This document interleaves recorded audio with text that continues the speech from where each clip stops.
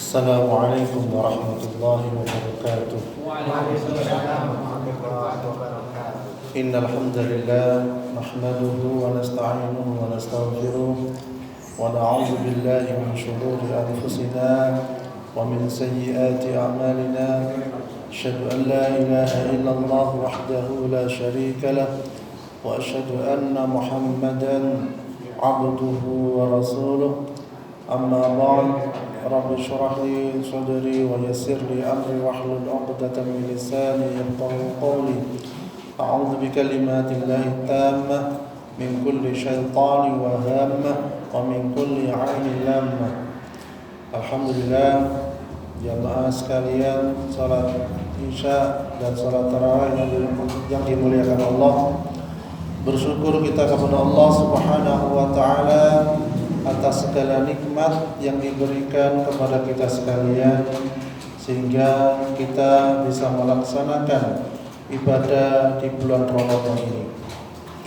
Ada beberapa amalan yang penting, yang utama yang bisa kita lakukan di bulan Ramadan ini, yaitu yang pertama adalah meningkatkan sholat. Rasulullah SAW bersabda, barang siapa mengerjakan sholat sunnah dalam sehari semalam sebanyak 12 rakaat, maka karena sebab amalan tersebut ia akan dibangun sebuah rumah di surga, akan dibangunkan sebuah rumah di surga, yaitu sholat sunnah yang mengiring sholat wajib yang bisa kita lakukan di situ, kita tingkatkan. Kemudian yang kedua, amalan yang bisa kita lakukan di bulan Ramadan ini adalah membaca Al-Quran atau berinteraksi dengan Al-Quran. Ya. Ada sebuah kisah yang sangat unik sekali, yaitu ketika seorang Ustadz Fadlan Baramatan yang panjenengan mungkin banyak tahu, beliau yang sering mengislamkan orang di Papua. Ya, ada seorang yang sudah cukup tua, itu mungkin pendeta atau apa ya, usianya 69 tahun, ini perempuan, sudah tua sekali. Dan diislamkan, dia mau diislamkan, tetapi dengan syarat. Dia bilang begini, saya mau diislamkan asalkan saya diajari baca Al-Quran, ngaji Al-Quran. Ya, akhirnya dituruti, diajari dari nol, ya, dari Iqra mungkin boleh dikatakan begitu. Ya. Dan alhamdulillah 1 tahun belajar, dia sudah bisa mengkhatamkan Al-Quran lebih dari 100, baru masuk Islam. Ya. Kemudian belajar sampai 2 tahun kemudian, dia sudah bisa mengkhatamkan Al-Quran kurang lebih 200-an. Ya. Artinya apa? Hati nuraninya merasa nikmat dengan membaca Al-Quran itu. Hati nuraninya merasa damai dengan membaca Al-Quran itu, sehingga waktunya tidak terasa untuk membacanya, walaupun menit demi menit, jam demi jam yang dia lakukan untuk berinteraksi dengan Al-Quran sangat nikmat sekali. Apalagi selama ini kegersangan jiwanya selalu meliputi, dan dengan hidayah dari Allah Subhanahu wa taala bisa menikmati bacaan Al-Quran, bisa berinteraksi dengan Al-Quran, sehingga menghatamkannya sangat mudah karena yakin kebenaran yang dibawa di Al-Quran itu sendiri. Jadi kurang lebih 2 tahun 200 kali khatam. Yang jadi pertanyaan, kita yang sudah Islam mulai lahir procot, bahkan dalam kandungan sudah berapa kali khatam Al-Quran. Jadi oleh karena itu, bukannya apa, kita coba menata diri kita untuk selalu membaca Al-Quran minimal 1 juz sehari. Ataupun kita atur, kita punya target besar, saya ingin mengkhatamkan Al-Quran, baca Al-Quran sehari 5 juz. Ya, kalau begitu habis sholat wajib 1 juz, sholat isya 1 juz, sholat subuh 1 juz, ya.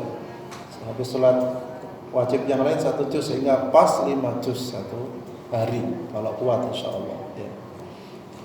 Jadi seperti itu. Itu adalah merupakan gambaran bahwasanya semakin berinteraksi dengan Al-Quran, membaca Al-Quran, insya Allah rasa cintanya kepada Al-Quran itu semakin bertambah. Kemudian amalan yang bisa kita lakukan yang ketiga adalah saling mendoakan. Bulan Ramadan bulan yang tepat untuk kita saling mendoakan. Mendoakan bukan mendoakan yang nanggung-nanggung, ya. Mendoakan bukan mendoakan yang sepele-sepele, ya.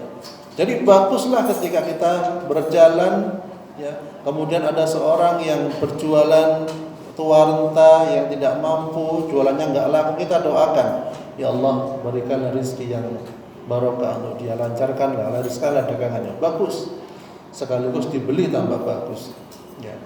Kemudian juga kita juga mendoakan pengusaha toko-toko yang besar dengan doa, ya Allah berikanlah keberkahan pada toko ini, walaupun sudah laris.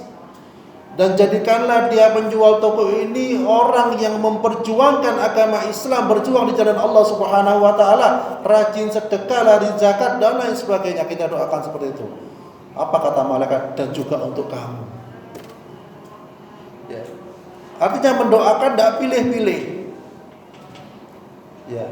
Soalnya ada suatu kejadian, ya. Jadi satunya jual A, ya, tetangganya jual A juga, niru-niru semuanya. Ketika satunya laris, wes pasang status, dagangannya kok niru-niru begini, akhirnya tukaran.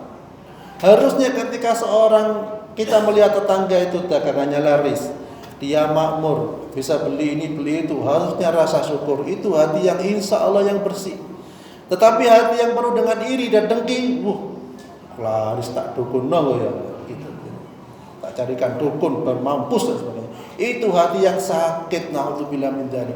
Hati yang sakit itu menyiksa diri sendiri. Wa man a'rada 'an dzikri fa inna lahu ma'isyatan dunka wa nahsyuruhu yaumal qiyamati a'ma. Ya. Barang siapa yang berpaling dari peringatanku, kata Allah, maka kehidupan di dunianya akan sempit dan kelak akan dibangkitkan dalam keadaan buta, naudzubillah. Lewat ke barat, tak usah khawatir, lihat tokonya, masya Allah, ya Allah berkailah, bagus, ya Allah majukanlah, bagus. Malaikat apa? Ya juga untuk kamu. Jadi mendoakan tidak nanggung, ya. Apalagi mendoakan tetangga yang katakanlah nggak mampu atau miskin, dan sebagainya, Allah kayakanlah dia. Jadikanlah keluarganya sakinah mawaddah warahmah. Tidak usah ditutup-tutupkan, tidak usah ditunjukkan, tapi hati kita yang selalu mengungkapkan. Dan insya Allah seseorang yang selalu mendoakan saudaranya, mendoakan tetangganya, mendoakan kerabatnya, mendoakan temannya dan lain sebagainya, insya Allah hati ini terlatih, atau sifat iri dan dengki akan terbuang dari hati ini. Dan insya Allah penyakit hati yang mungkin lama mendekam, insya Allah lama kelamaan akan menjadi sirna. Jadi damai hati yang selalu mendoakan saudaranya. Oleh karena itu, mari di bulan Ramadan ini kita maksimalkan. Yang pertama tadi sholat sunnah, yang kedua adalah berinteraksi dengan Al-Quran, yang ketiga saling mendoakan. Dan kita jangan lupa mohon kepada Allah Subhanahu wa taala agar dimudahkan menjalankan ibadah di bulan Ramadan ini, agar dimudahkan sholat sunnah, agar dimudahkan sholat berjamaah di masjid yang utama, agar dimudahkan berinteraksi dengan Al-Quran, dan juga agar dimudahkan untuk selalu mendoakan saudara kita.